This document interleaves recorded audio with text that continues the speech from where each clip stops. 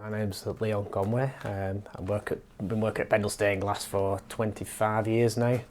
I'm Deb Lowe. I'm a freelance stained glass artist designer, and I've worked in collaboration with Pendle Stained Glass for more than a decade now. Mark approached the company direct, so then as soon as we got this, talked to Mark about what he wanted. Myself spoke to him, and then once we knew an idea of what he wanted, what he was thinking, we got Deb involved then, and she started looking at talking about doing a design. He wanted to celebrate the town of Burnley, and he was very keen on having the history of that particular building and the history of Burnley represented. So we went back quite a long way and sort of tried to kind of compartmentalise certain elements of Burnley in each window.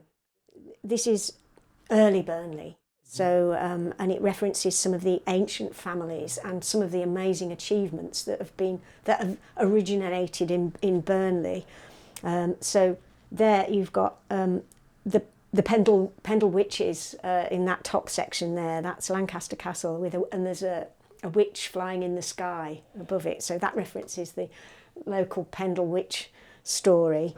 When we were doing the research, some of the things that we discovered are mind-boggling. The creativity and talent and things that have come from the town. And like that Townley Hall, in the mid-17th century, that was where Richard Townley lived, and he was one of these Renaissance people, if you know what I mean, a mathematician. He was a philosopher and an astronomer, and he conducted his own experiments and collaborated with other scientists of the day. That's the moons of Jupiter there, and his observations on those actually went on to help other scientists make scientific breakthroughs, and it was happening then. And it's actually, I'll skip right to the end, it's happening now, with the aerospace industry and Mark's business and the sound business and everything. This is one of the ones Mark changed from the original design, and he wanted to find a visual way to speak of Burnley sending out into the world, all of its technology and the products and everything. So in the foreground, it's the Weaver's Triangle with the canal, sort of, and the canal goes in a kind of curve. And then what would be the sky is actually a globe. So I made the colour of the canal and the colour of the globe the same. So it looks as though you go around the corner, and then there's the globe with all the countries on, and so it's international. Sending it out into the world. Sending out into the world, and the skyline of Burnley's Weaver's Triangle in front of it, So we've got Pendle Hill with Burnley nestling there, and then this one is it's a water map of Burnley, so it's got the rivers and the canal as well, and that's the straight mile there.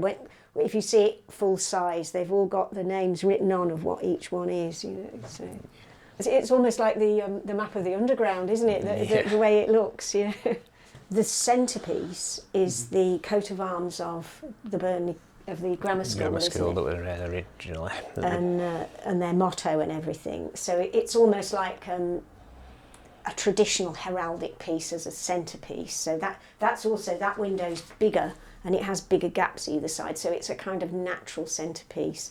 This building is still operating as an educating place, isn't it? The reason it was built in the first place, and it's new incarnations. It's still vibrant, and so Mark particularly wanted the coat of arms represented, and it's surrounded by red Lancashire roses, and they run all the way through.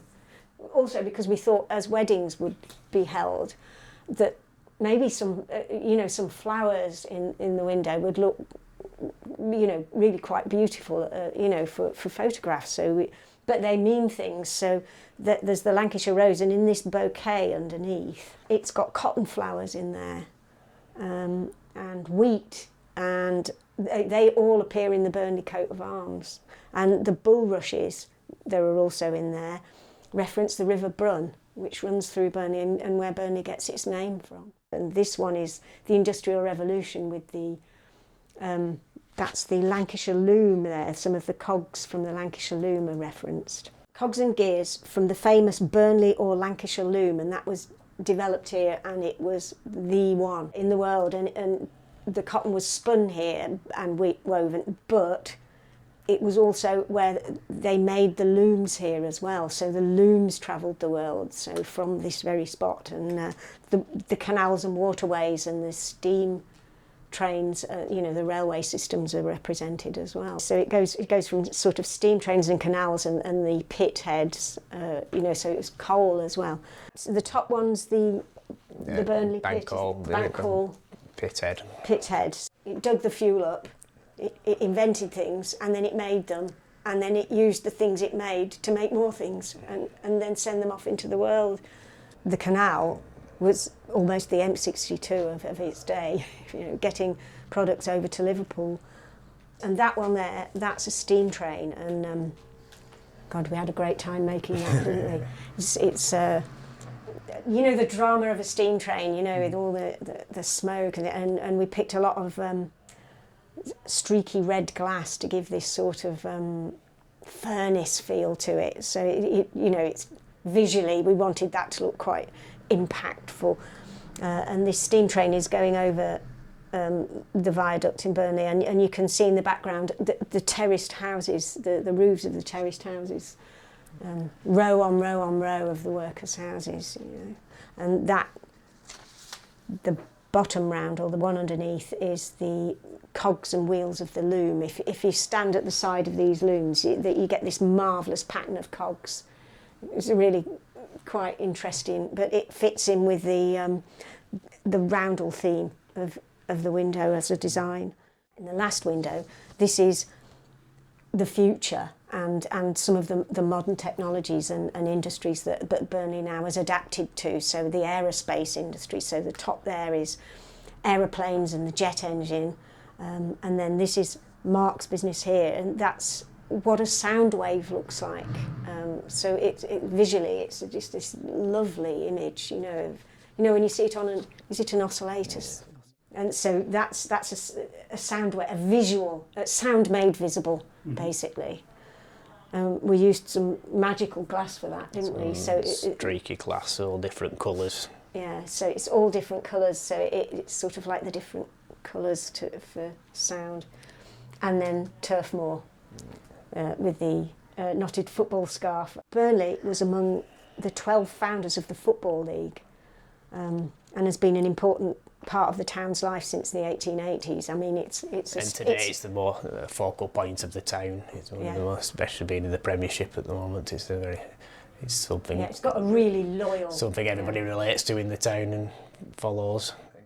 Yeah, I think it's funny that right back here they were watching the skies and looking at, you know, the moons of Jupiter and finding new things, and now it hasn't stopped. It's the more you look, the more there is. The whole thing's about Burnley, but being optimistic about Burnley, so it's not like it all ended when the mills ended and the town went dead. It's about going to the future, that the town carried on and changed the way it worked to keep things going and to keep moving on, and there's hope for the future as well in that way. That was the big idea behind it.